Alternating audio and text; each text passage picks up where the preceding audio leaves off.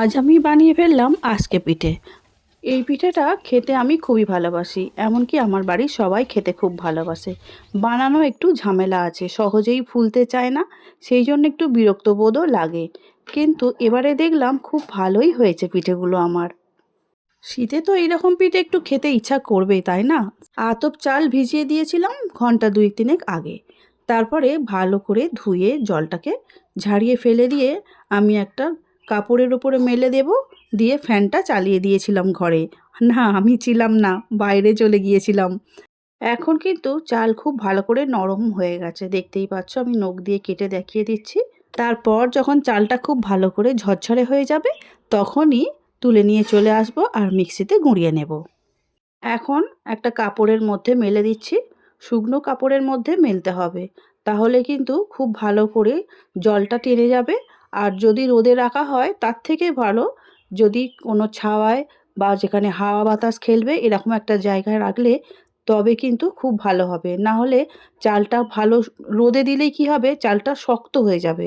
আমি তো শক্ত করতে চাইছি না, আমি চালের গায়ের জলটা শুকনো করতে চাইছি।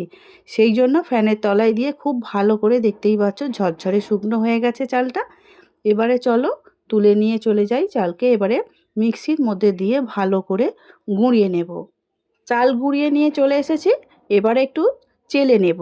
যদি চালের মধ্যে একটু বেশি বড় দানা থেকে থাকে চালের, সেগুলো আবার গুঁড়িয়ে নেব। যতটা পারা যায় সেইভাবেই চালটা খুব সুন্দর করে চেলে নিতে হবে।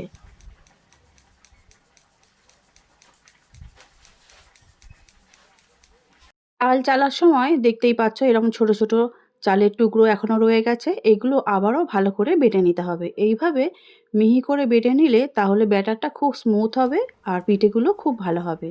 আবারও আমি বেটে নিয়ে চলে এসেছি, একইভাবে আবারও চেলে নিচ্ছি। সম্পূর্ণ চালটাই খুব ভালো করে আমাদের এখন গুঁড়ো করা হয়ে গেছে, দেখতেই পাচ্ছ কতটা মসৃণ হয়েছে। এবারে এই বাটা চালটা আমি ভালো করে জল দিয়ে গুলে একটা ব্যাটার করতে হবে, সেই জন্য পরিমাণ মতো নুন দিয়ে ভালো করে প্রথমে মেখে নিতে হবে। তারপরে হালকা গরম করা জল, সেই গরম জল যতটা নিজের হাতে সইবে সেই অনুযায়ী গরম জল নিয়ে অল্প অল্প করে দিয়ে ব্যাটারটা করে নিতে হবে। একসঙ্গে সব জলটা দিলে হবে না, আস্তে আস্তে অল্প অল্প করে জল দিয়ে ব্যাটারটা করতে হবে। খুব ঘনও না, আবার খুব পাতলাও না, মাঝামাঝি একটা ঘনত্ব ব্যাটার আমাদের বানিয়ে নিতে হবে। হাতার সাহায্যেই মাখছিলাম, কিন্তু দেখলাম হাত দিয়ে মাখলে একটু বেশি সুবিধাই হয়, তাহলে কি পুরোপুরি চালটার সঙ্গে জলের সঙ্গে যে মাখাটা খুব সুন্দরভাবে হয় আর হাতের স্পর্শে বোঝাও যায় যে মাখাটা কত ভালো হচ্ছে। সেই জন্য একটু চেপে চেপে অল্প জল দিয়ে প্রথমে এইভাবে মেখে নিতে হবে। যত ভালো করে মাখা হবে পিঠেটা কিন্তু তত সুন্দর হবে।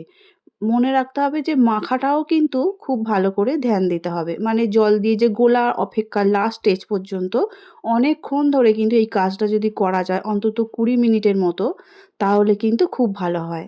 এবারে আবারও একটু জল দিয়ে এইভাবেই মাখতে থাকবো।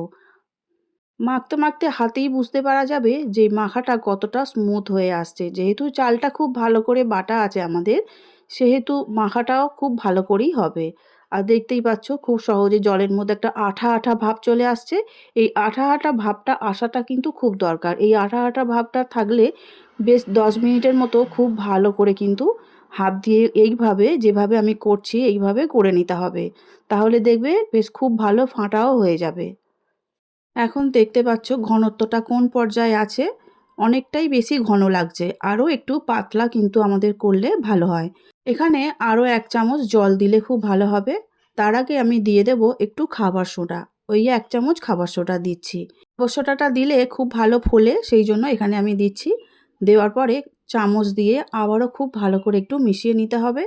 খাবার সোডাটা যেন পুরো ব্যাটারটার মধ্যে খুব ভালো করে মিশে যায়, সেইভাবেই কিন্তু নাড়াচাড়া করে মিশিয়ে নিতে হবে। আর এখন দেখতে পাচ্ছ ঘনটা কিন্তু অনেকটাই বেশিই লাগছে, আবারও একটু জল দিলে এখানে মনে হয় ভালো হয়। সেই জন্য আমি খানিকটা জল এর মধ্যে আবার দেব। আর আমি যেভাবে ফেটে নিচ্ছি না, এইভাবে যদি ফাটা যায় তাহলে কিন্তু অনেক সময় খাবার সোডা না দিলেও হয়ে যায়, তাহলেও কিন্তু খুব সুন্দরভাবে ফুলে যায়। এবার এখানে দিয়ে দিচ্ছি ওই ১ হাতা জল। জলটা দিয়ে আবারও খুব ভালো করে একটু মিশিয়ে নিচ্ছি। তো ২-৩ মিনিট খুব ভালো করে এইভাবে মিশিয়ে নিয়েছি। এবারে আমাদের আজকে পিঠে বা চিতই পিঠের জন্য ব্যাটারটা একদম রেডি হয়ে গেছে। দেখো আমি হাতার পিছন দিয়ে একটু উল্টে দেখিয়ে দিচ্ছি কীরকম পাতলা ব্যাটারটা রাখতে হবে। ঠিক এইভাবেই রাখতে হবে আমাদের। ঠিক আছে, চলো এদিকে আমি কড়া বসিয়ে দিয়েছি। কড়ার মধ্যে অল্প একটু তেল দিয়ে খুন্তি দিয়ে একটু লাগিয়ে নিচ্ছি। চাইলে তোমরা তেল জল একসঙ্গে দিয়ে ব্রাশ করেও নিতে পারো। আমি জলটা আলাদা করে দেব, সেই জন্য জলটা এখানে আর দিলাম না। গ্যাসের জোরটা মিডিয়ামে আছে আর এক হাতা নিয়ে আমি ঠিক কড়ার মাঝখানে দিয়ে দিচ্ছি। এবারে মাটির একটা ঢাকা ছিল, সেই ঢাকনা দিয়ে ভালো করে ঢেকে দিলাম। তারপরে হাতের সাহায্যে একটু জল নিয়ে চারিদিকে একটু ঘুরিয়ে দিলাম। তবে মা কাকিমাদের দেখে এসেছি, আমি ঠিক সেইভাবেই এটা বানাচ্ছি। 2 থেকে 3 মিনিট পর একটু খুলে দেখছি, দেখা যাচ্ছে যে ওপর দিকটা খুব ভালোভাবেই শুকনো হয়ে গেছে। আর খুন্তির সাহায্যে চাপ দিতেই অনায়াসেই কিন্তু কড়া থেকে উঠে চলে আসছে আমাদের প্রথম আজকে পিঠে। মাঝখানটা কিন্তু খুবই সুন্দরভাবে ফুলেছে। আমি দ্বিতীয়টা আবার দেখিয়ে দিচ্ছি একইভাবে, ওইভাবেই বানিয়েছি যেভাবে প্রথমবারে দিয়েছিলাম। আবার দেখো সহজেই উঠে চলে আসছে। এইভাবে পরপর সুন্দর করে আজকে পিঠেগুলো লোহার কড়ার মধ্যে তৈরি করে নিচ্ছি। দেখো আমি আবারও একটা দিয়ে দিচ্ছি কড়ার মধ্যে। এবার পরে আবারও খোলার যে খুলি আছে সেটা দিয়ে চাপা দিয়ে দিলাম, দিয়ে অল্প করে জল চারিদিক থেকে ছড়িয়ে দিলাম। ঠিক একইভাবে আমি প্রত্যেকটা আজকে পিঠে বানিয়ে নিচ্ছি। আমাদের সময় তো ঠাকুমা বা মায়েরা যখন করতেন, খাবার সোঁটা দিয়ে ফোলানোর কম্পিটিশানে কিন্তু তারা ছিলেন না, যেটা আমি দেখে বড় হয়েছি। আজকে পিঠে এইভাবেই কড়াই দিয়ে করে নিত। তাতে করে যতটাই ফুলতো ততটাই মনে হয় খেতে খুবই ভালো লাগতো। এক এক করে সমস্ত পিঠেগুলো আমি কড়ার মধ্যে তৈরি করছি আর একটা সার্ভিং প্লেটের মধ্যে তুলে নিচ্ছি। তোমরা চাইলে এর মধ্যে নারকেল কুড়োও ব্যবহার করতে পারো। আমি নারকেল কুড়োটা আজকে আর দিইনি। নেক্সট টাইম যখন বানাবো তখন নারকেল কুড়ো দিয়েই বানাবো। কারণ শীত যখন জমিয়ে পড়েছে, নানানভাবে এক্সপেরিমেন্ট করে খেতে তো ভালো লাগবেই, তাই না? আজকে পিঠে কিন্তু একদম রেডি হয়ে গেছে। এগুলো তোমরা দুধে দিয়ে, গুড় দিয়ে দুধ চিতই পিঠে বানিয়ে নিতে পারো।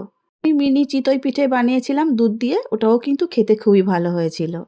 আর দেখো আমি একটা ভেঙে দেখাচ্ছি। ভালোই হয়েছে, ভিতরে খুব সুন্দর হয়েছে। আর সবথেকে বড় কথা, আমি কিন্তু এই আজকে পিঠেটা খুব একটা বানাই না, কারণ আমিও ভয় পাই এই আজকে পিঠেটা বানাতে। ঠিকঠাক ভালোভাবে ফুলবে কি না এইটা নিয়ে একটু ভয় থেকে যায়। ফুটো ফুটো জালিদারও হয়েছে আর সুন্দর ফুলেওছে।